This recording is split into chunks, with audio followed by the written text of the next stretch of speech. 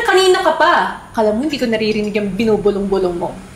Tsaka, tinan mo yung pagtatrabaho mo, ayus-ayusin mo naman. Binabayaran ka ng tama dito, tapos at kikilos pagong ka. Ma'am, may problema po ba? Ginagawa ko At talagang may problema ako. Dahil surang-sura ako sa pagmumukha mo. Ay, naku. Ma'am, mas mabuti pa siguro kumain na lang po kayo. Paano ako makakakain nang inuwalan ako ng gana dahil sa'yo? Babe. Ayos ba yung bahay ko? Oo, sobrang laki nga eh. Ganito talaga yung bagay para sa akin eh. Siyempre naman. Tsaka, hindi naman kita dadali sa pipitsugin na bahay lang eh. Alam ko naman. Teka lang ha. Marimar! Sir, sandali lang ha. Ayusin ko lang ito mga gamit dito, mga pinggan. Marimar, mamaya na yan! Sige sir, coming. Marimar! Yes sir.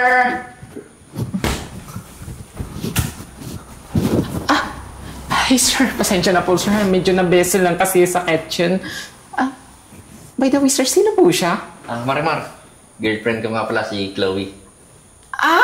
Siya pala yung nakwento mo sa akin, sir. In fairness, sir, ha? Ang galing ng taste mo. Nice to meet you po, Ma'am Chloe. Mukha ba akong nakikipag-shake hand sa katulong at hampas lupa na tulad mo? Marimar. Pasensya ka na. Mainit lang kasi ulo ni Chloe. Ako, sir, ayos lang po yun. Tsaka naiintindihan ko po kasi sobrang init naman po kasi sa labas eh. Ma'am, ano pong gusto ninyo, ma'am? Gusto niyo po ba ikuha ko po kayo ng juice, water, or anything po? Pwede ba manahimik ka na? Ipagluto mo na lang kami since gutom na kami. Kanina pa kami dito, oh. Kanina ka pa tinatawag. Dami mong sat-sat dyan. Gumawa ka na lang. Chloe, dahan-dahan ka naman sa mga salita mo. Bakit? May karapatan ako magsalita. Ay, ano ka ba, sir? Ayos lang po. Nabigla lang po siguro si ma'am. Pero ma'am, in fairness ha, ganda niyo po. Hindi ko kailangan ng compliment sa tulad mo. Marimar, sige na. Pagluto mo na kami. Tsaka nga pala, dito na rin titira si Chloe Dito po sa bahay niyo, sir? Bakit? May angal ka? Wala po, ma'am. Wala naman pala eh. Dami mo sinasabi. Sige po, ipaghanda ko na po kayo ng pagkain. Mabuti naman. Sister. Bilis! Ako, alam mo yung katulong mo na yan, pinag-iinit talaga yung ulo ko eh. Babe, ganun lang talaga siya. Masiyahin lang kasi yung katulong ko eh.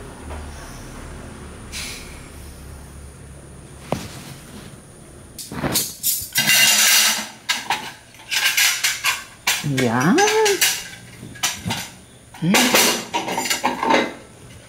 Sungit-sungit naman ang bisita namin. Hoy, Marimar. Ay, Hi, ano ma'am. ginagawa mo? Kanina ka pa. Akala mo, hindi ko naririnig yung binubulong-bulong mo. Tsaka, tinan mo yung pagtatrabaho mo, ayus-ayusin mo naman. Binabayaran ka ng tama dito, tapos at kikilos pagong ka. Ma'am, may problema po ba? Ginagawa ko naman. Talagang may problema ako. Dahil surang-sura ako sa pagmumukha mo. Ay, naku. Ma'am, mas mabuti pa siguro kumain na lang po kayo. Paano ako makakakain nang inuwalan ako ng gana dahil sa'yo? Bilisan mo, Babe, ano namang ingay naririnig ko? Actually, wala. Nga pala, pinagluto kita ng pagkain yung paborito mo. Ma'am. Ano? May sasabihin ka? Alam mo, tulungan mo na lang ako maghain. Kanina ka pa eh. Sige na, kumain na tayo. Marimar, sumabay ka na rin sa amin sa pagkain. Sige po. Anong sumabay? Nag-iisip ka ba? Hindi yan nababagay na sumabay sa atin dahil isang hamak na katulong at mahirap lang yan. Chloe naman, pati naman ba sa pagkain, di mo isasabay si Marimar? Bakit pa? Para saan? Sir, para hindi na po kayo mag-away. Okay na po. Mamaya na po ako kakain pagkatapos po ninyo. Enjoy your meal po, sir, ha? Dali naman palang kausap eh. Ay nako, hayaan mo na nga. Tara na, kumain na tayo.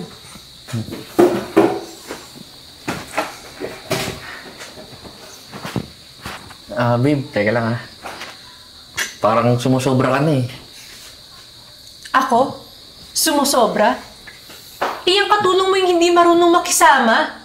Dapat nga, binibigyan niya ako ng VIP treatment dito. Pasalamat siya, tinatanggap ko pa ang tulad niya. Babe, kilala ko si Marimar. Mabait na tao yan. Tsaka isa pa, alam ko rin ang ugali mo. Kaya alam ko na ikaw yung nag-uumpisa ng gulo dito eh.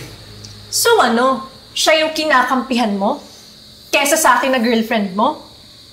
Hindi naman sa kinakampihan, babe, pero dapat marunong ka makisama. Yun yung pinapalabas mo eh. Ano? Siya nilang jowain mo kaya? Babe, tama na to. Wala nang patutunguhan to eh. Kumain na tayo.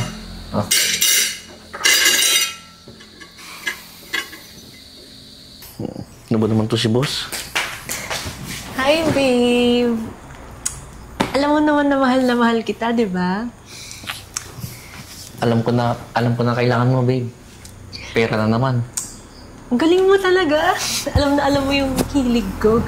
Nga pala, kasi luma na yung iba kong mga damit. Kailangan ko na mag-shopping. Gusto ko yung mga branded, like yung Guess, H&M, Babe, di ba Uniqlo. sobrang dami pang damit yan? Oo, pero gamit na kasi. Kailangan ko ng bago. Tsaka may mga lakad kami ng friends ko. Paano na yun? Sila, bago yung mga gamit. Tapos ako, inuulit-ulit ko lang. Okay na, sige na, babe. Ipagsa-shopping na kita. Tsaka, di ba, meron ding latest na iPhone. Yung iPhone 17. Gusto ko rin nun. Alam mo na, para makasabay ako sa trend with my friends. Oo na, babe. Lahat gagawin ko, tsaka lahat bibiling ko para sa'yo. Uy, talaga yung gustong-gusto ko sa'yo eh. Kaya nga ikaw yung ginawa ko. Baka ginawa mo lang ako dahil sa pera ko, ha? O hindi naman. Grabe ka. Basta sige na, magbihis ka na. Magsha-shopping tayo. Yes, sige. Wait lang ah. Ito talagang babaeng to. Ang dami pang damit. Bili pa ng bili. Hi, babe. Hello, babe. Buti naman, naalala mo pa ako. Oo naman, tsaka syempre, ikaw pa ba makakalimutan ko eh. Miss na nga kita eh. Malay ko ba baka nahulog na yung loob mo sa lalaking yun? Seriously, Francis, tingin mo mahuhulog ako dun? Eh, pangit dun, walang sinabi sa'yo yun. So, paano ba? Nakuha mo na ba yung loob niya? Oo, kuhang-kuha ko na yung loob niya. Tsaka, huwag ka mag-alala. Malapit ko na makuha yung pera. Lahat-lahat ng ari-arian niya. At pagkatapos nun, alam mo na, pupunta tayo sa ibang bansa. Oo naman. Tsaka, matagal na rin natin itong ginagawa eh. Kaya, pagkatapos natin gawin to, alis agad tayo. Oo naman, kung malapit na, konting-konti na lang. So, paano? Magpahinga muna tayo. Tara.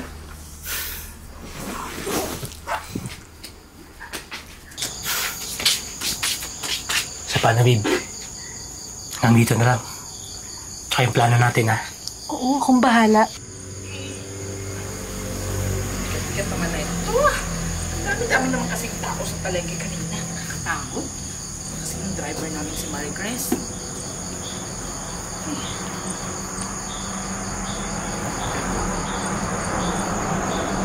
Si Chloe na. May kasamang lalaki. At mukhang may namamagitan pa sa kanila. Ayop talaga itong bruhan to. Sinasabi ko na nga ba eh. Una ko pa lang siya nakilala. Samanin ko tungkol sa babaitang yan. Kailangan malaman ni Sir to.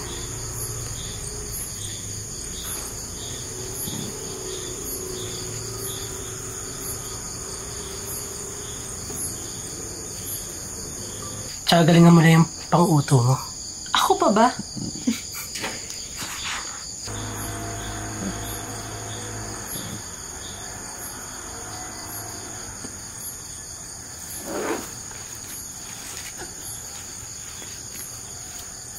So, paano? Alis ako, ha? Sige. Mag-iingat ka kung magpapakita.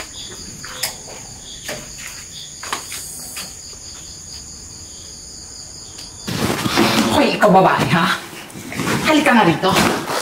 Magtutuos nga tayo, ha? Ano na naman yung palabas mo, Marimar? Talaga? Magmamaang-maangan ka pa? Magsisinungaling ka pa?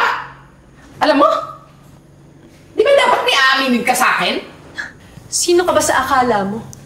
Eh di hamak na katulong ka lang. Bakit ba nakikialam ka sa personal na buhay ko? Akala mo ba hindi ko alam, ha? Na niloloko mo yung amo ko? Na may lalaki ka? Oh, bakit? Hindi ka makapaniwala, no? Hindi ka makapaniwala na nalaman ko yung sekreto mo. Paano mo nasabi? Eh, wala kang ang pruweba eh. Alam mo? Talaga mag-de-deny ka pa? Paano mo nagagawa to kay sir, ha? Ang bait-bait ng amo ko tapos gaganyanin mo lang? Hoy, ikaw! Pwede ba? Manahimik ka nga. Wala kang alam. Hindi ako mananahimik at humanda ka. Kasi isusumbong kita kay sir. Malalaman niya lahat ng mga pinaggagawa mo. Marimar! Chloe! Sir, Ano naman to? Nagkakagulo na naman kayo. Pagsabihan mo yung katulong mo dahil kung ano-ano yung pinagsasabi about sa akin. sir, may sasabihin po ako sa inyo, sir. Ano ba yan, Marimar? Si Ma'am po. Nakita ko po siya, may kasama po siyang lalaki. Hinatid po siya dito sa bahay. Chloe, totoo ba to? Kanino ka maniniwala, Jeboy? Sa akin o dyan sa hampas lupang katulong mo? Sir, alam mo, tapat ako nakatulong mo. Tsaka kahit kailan, ever since before that I die. Alam mo na lagi akong tapat sa'yo, di ba? Kahit kailan hindi pa ako nagsinungaling sa'yo. Oo, Marimar. Alam ko yun. Kaya Chloe, umamin ka nga. Totoo ba yung sinasabi ni Marimar? Jeboy, wala akong dapat naminin sa'yo. Alam mo, sir, lahat naman ng may mga tinatagong sikreto, hindi umaamin. Akala mo ba? Na magsusumbong lang ako ng walang sapat na ebidensya?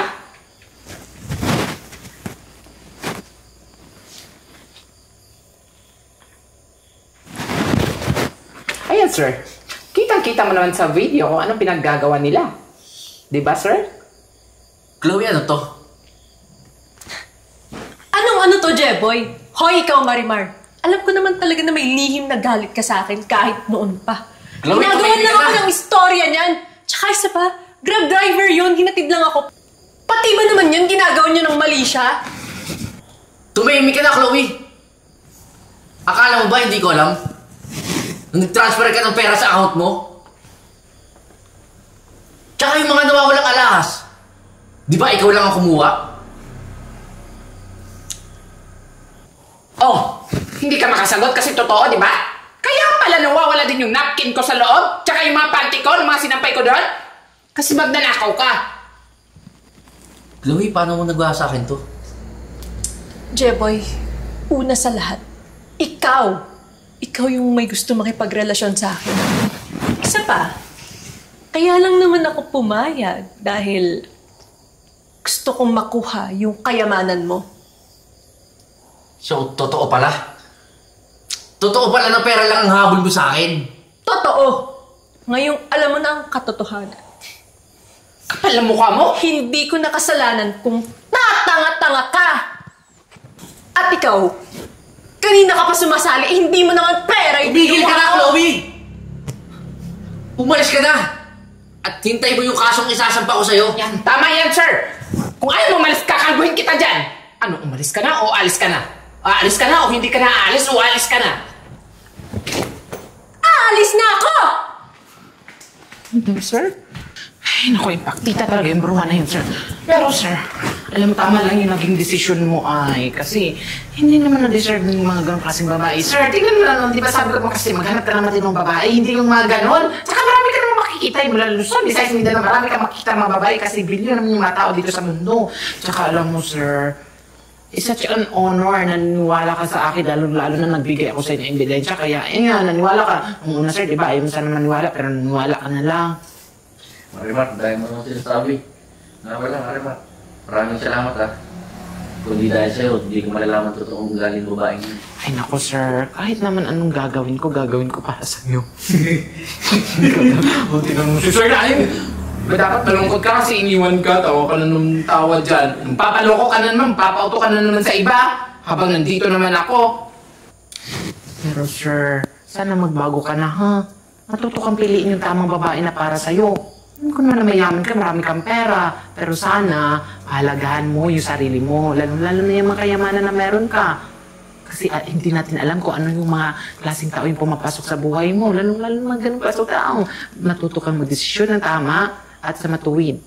Di ba? Sige, Marimar. Maraming salamat sa advice mo. Walang anuman. Huwag kang mag-alala. Magbabago na ako. Salamat. O siya, sige, malis ka na. Sige.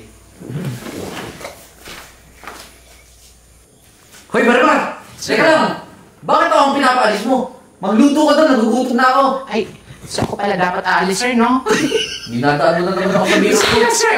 Sige na, mag-ano ka na dyan. Magluluto na ako. Magluluto.